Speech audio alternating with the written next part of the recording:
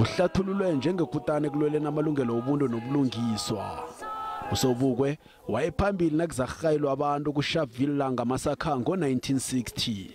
Waba ingcenye yesizukulwane sakhe ngisukuziphatha nokuzibophelela. Njengoba nakule narha kugidingwa inyanga yamalungelo obuntu nje, ukuthonywa kwalomqaliso kaSobukwe bekungeze kwabanjelwa kenye indawo ngaphandle kwejele eKhosi Mampuru.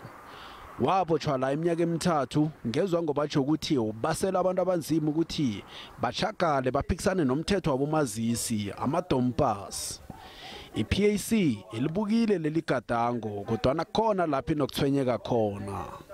We want the voice of Sobukwe.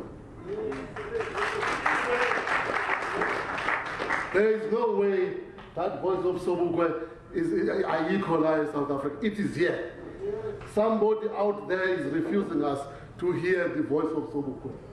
Ungqongqotjhe wezemidlalo uthi sele khaba abotshwe ngakiyo sola kwaziwa ukuthi ngiphi. We agreed with the area commissioner of this center that they must work doubly hard to locate the cell of Sobukwe. It can't be that there's no record of that. Umndeni ulithabele leli gadango.